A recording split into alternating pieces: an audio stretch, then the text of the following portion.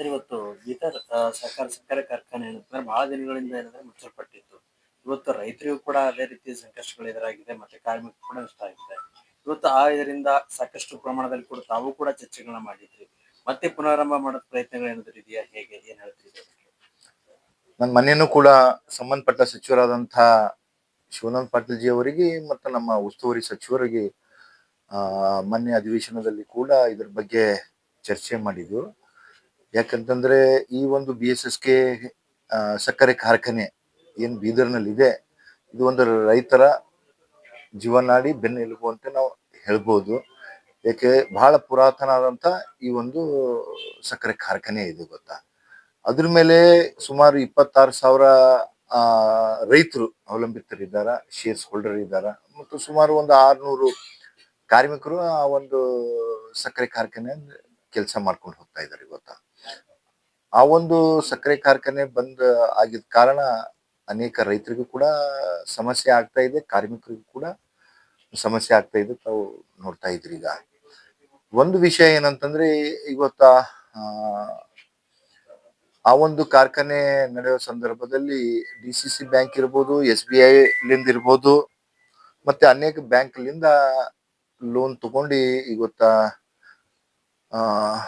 Bank corrupt ಆಗಿದೆ ಅಂತ ನಾವು ಹೇಳ್ಬೋದು. ಸರ್ ಇವತ್ತು ಬ್ಯಾಂಕ್ ಕರಪ್ಟ್ ಅನ್ನೋ ವಿಚಾರಗಳಲ್ಲಿ ಬಂದ್ರೆ ಸಂಜಯ್ ಖಿಣಿ ಅವರ ಒಂದು ಆಡಳಿತದಲ್ಲೂ ಕೂಡ ಏನಂದ್ರೆ ಬಹಳಷ್ಟು ಅಕ್ರಮಗಳಾಗಿದೆ, ಸರಿಯಾದ ನಿಟ್ಟಿನಲ್ಲಿ ನಿರ್ವಹಣೆ ಆಗಿಲ್ಲ ಅಂತಕ್ಕನ್ನೋದು ಕೂಡ ಒಂದು ಆರೋಪ ಆಗಿದೆ.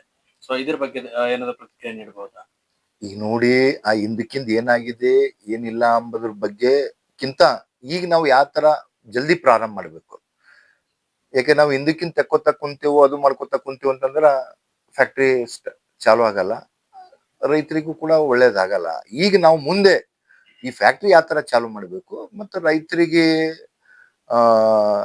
ಉಪಯೋಗ ಆಗ್ಬೇಕು, ಕಾರ್ಮಿಕರಿಗೆ ಉಪಯೋಗ ಆಗ್ಬೇಕು, ಅದ್ರ ಬಗ್ಗೆ ನಾವು ಮೊನ್ನೆ ಮಾತಾಡಿದಾಗ ಈಗಾಗಲೇ ನಮ್ಮ ಸಕ್ಕರೆ ಕಮಿಷನರ್ ಇದ್ದಾರ, ಇಲ್ಲೇ ನಮ್ಮಲ್ಲಿ DC ಅವ್ರು ಇದ್ರು, ನಮ್ದು DC ಅವ್ರು ಇದ್ರು ಇಲ್ಲೇ ನಮ್ಮ ಬೀದರ್ಕ. ಅವರಿಗೆ ಮೊನ್ನೆ ಉಸ್ತುವಾರಿ ಸಚಿವರು ಮತ್ತು ನಮ್ಮ ಸಕ್ಕರೆ ಸಚಿವರು ಬೇಗನೆ LROT ಬೇಸಿಸ್ ಮ್ಯಾಗೆ ಟೆಂಡರ್ ಕರೀರಂತ ಮೌಖಿಕವಾಗಿ ಹೇಳಿದಾರಂತ.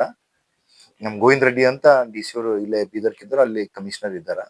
ಮತ್ತೆ ಬೇಗನೆ ಈಗ ಅದೊಂದು ಟೆಂಡರ್ ಕರೆದಿ ಆ ಟೆಂಡರ್ ನಲ್ಲಿ ಯಾರು ಪಾರ್ಟಿಸಿಪೇಟ್ ಮಾಡ್ತಾರ ನೋಡ್ಕೊಂಡು ಜಲ್ದಿ ಆಗ್ತು ಅಂತಂದ್ರ ಮತ್ತೆ ಜಲ್ದಿ ಪ್ರಾರಂಭ ಮಾಡಿದ್ರೆ ಒಳ್ಳೇದ. ಇದೇ ಒಂದು ವಿಚಾರ ಏನಂತಂದ್ರೆ ಕಳೆದ ಕೆಲವೊಂದಿಷ್ಟು ಸತಿ ಏನಂದ್ರೆ ಸಾಕಷ್ಟು ಬೀಡುದಾರರು ಕೂಡ ಏನಂದ್ರೆ ಲೀಸ್ ಪಡ್ಕೊಂಡು ಇವತ್ತು ಮತ್ತೆ ಪುನರಾರಂಭ ಮಾಡ್ಬೇಕು ಅನ್ನೋದು ಕೂಡ ಚರ್ಚೆಯಲ್ಲಿತ್ತು. ಅದಾದಾಗ ಏನಂದ್ರೆ ಅಮರ್ ಖಂಡ್ರೆ ಅವರು ಕೂಡ ಸಾಥ್ ನೀಡಿಲ್ಲ, ಈಶ್ವರ್ ಖಂಡ್ರೆ ಅವರು ಸಾಥ್ ನೀಡಿಲ್ಲ ಅನ್ನೋದು ಕೂಡ ಕೆಲವೊಂದಿಷ್ಟು ಚರ್ಚೆಗಳಿದೆ. ಈಗ ಅದೇ ರೀತಿ ಮನವೊಲಿಸಿ ಏನಂತಾರೆ ಮತ್ತೆ ಪ್ರಯತ್ನಕ್ಕೆ ಏನಾದ್ರು ನಡೀತಾ ಇದೆಯಾ ಚರ್ಚೆ? ಅದು ಕೂಡ ತಮ್ಮ ಕ್ಷೇತ್ರದಲ್ಲೇ ಇದೆಯಲ್ಲ, ಅದಕ್ಕೇನಾದ್ರು ವಿಶೇಷ ಕಾಳಜಿಯನ್ನು ವಹಿಸ್ತಾ ಇದ್ರ ಹೇಗೆ? ಇದ್ರ ಬಗ್ಗೆ ನೋಡಿ, ಬೆಂಗಳೂರಿನಲ್ಲಿ ಬೆಳಗಾವಿನಲ್ಲಿ ಕೂಡ ವಿಶೇಷ ಮೀಟಿಂಗ್ ತಗೊಂಡು ಇವತ್ತ ಉಸ್ತುವಾರಿ ಸಚಿವರು, ಸಕ್ಕರೆ ಸಚಿವರು, ನಾವೆಲ್ಲ ಶಾಸಕರು, ಜಿಲ್ಲೆಯ ಎಲ್ಲಾ ಜನಪ್ರತಿನಿಧಿಗಳು ಆ ಮೀಟಿಂಗ್ ನಲ್ಲಿ ಕೂಡ ನಾವು ಪಾಲ್ಗೊಂಡು ಅವಾಗೂ ಕೂಡ ಈಗ ಅದ್ರಲ್ಲಿ ಆಪ್ಷನ್ಸ್ ಏನಿದೆ ಅಂತಂತಂದ್ರೆ, ಒಂದು ಸರ್ಕಾರ ಚಾಲು ಮಾಡ್ಬೇಕು. ಸರ್ಕಾರ ಚಾಲು ಮಾಡಿಲ್ಲ ಅಂತಂದ್ರೆ ಸರ್ಕಾರ ಗ್ಯಾರಂಟಿ ಕೊಟ್ಟಿ NCDC ಲಿಂದ ಏನು 550 ಕೋಟಿ ಕೇಂದ್ರ ಸರ್ಕಾರ ಬಿಡುಗಡೆ ಮಾಡಿಸುವಂತ ಅದೊಂದು ಮಾಡ್ಬೋದು. ಇಲ್ಲೊತ್ತಿಗೆ ಎಲ್ಲಾರು ಬೇಸಿಸ್ ಮೇಲೆ ಟೆಂಡರ್ ಕರಿಬೇಕು. ಇವು ಆಪ್ಷನ್ಸ್ ಬಿಟ್ಟು ಯಾವುದು ಕೂಡ ಇಲ್ಲ. ಅದಕ್ಕಾಗಿ ಈಗ ನಾವು ನೋಡಿದ ಹಾಗೆ ಇದು ಲೀಸ್ ಕೊಟ್ಟೇವು ಅಂತಂದ್ರೆ ಒಳ್ಳೇದಾಗ್ತದ.